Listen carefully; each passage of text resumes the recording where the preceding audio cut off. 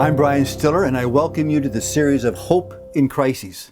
When you and I are caught within a swirling, confusing, and upending circumstance, we're so fixed on just keeping our heads above water that when someone comes along with a suggestion that we need to think differently, not only does it sound absurd, but one might be downright offended. We, by necessity, deal with what's at hand.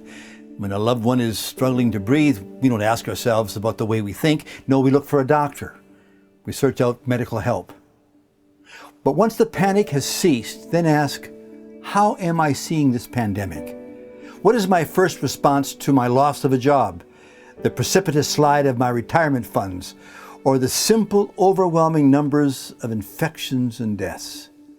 For many, fear triggers panic. The unknown cascades into anger. Confusion latches on to conspiracy theories. Political bias gets trapped by arrogance. Personal well-being trumps the needs and interests of others. So we ask, what's the lens through which I am looking? How we see life is called perspective, not what I see, but how I see. One way of seeing is called hope.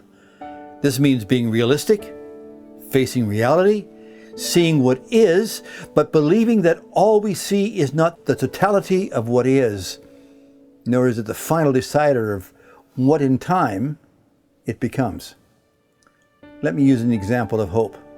Noah, who secured living animals from a flood, one day was told to look out a window of the ark and see what was in the sky.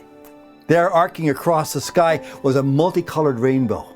Today, it's a universal symbol of hope. And what makes up that hope? What is the essential character of that historic and universal symbol? It's that it's there for us all. Now, Noah could have ignored it. Noah could have denied that it existed.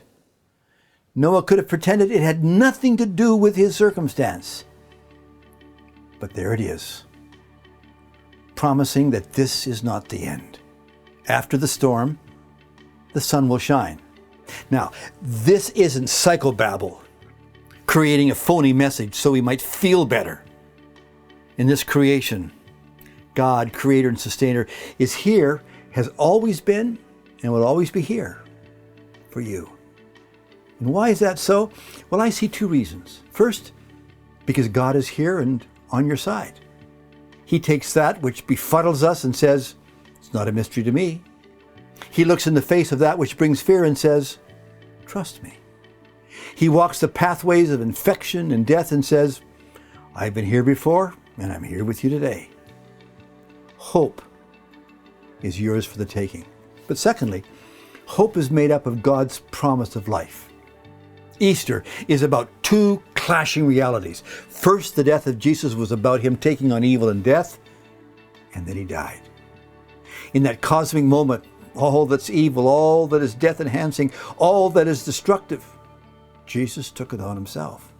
Then, and here is that which ensures that our hope is not fiction, he broke the chains and bondage of evil, and in his rising from the dead, defeated that which defeats us, evil. As we take hold of his promises in that moment, what we see is itself not changed, but how we see it is changed. God is realistic. He doesn't ask us to deny what is real. God is honest. He doesn't ask us to pretend that what is isn't. God is truthful. He doesn't ask us to turn truths into falsehoods. My friend, pause. Put down your fear. Set aside your anxiety. Not by pretending things aren't as bad as they are, but by knowing now, in this moment, that the God of creation is with you. He's your defense, protector, and above all, he's your friend. Here's my prayer for you today.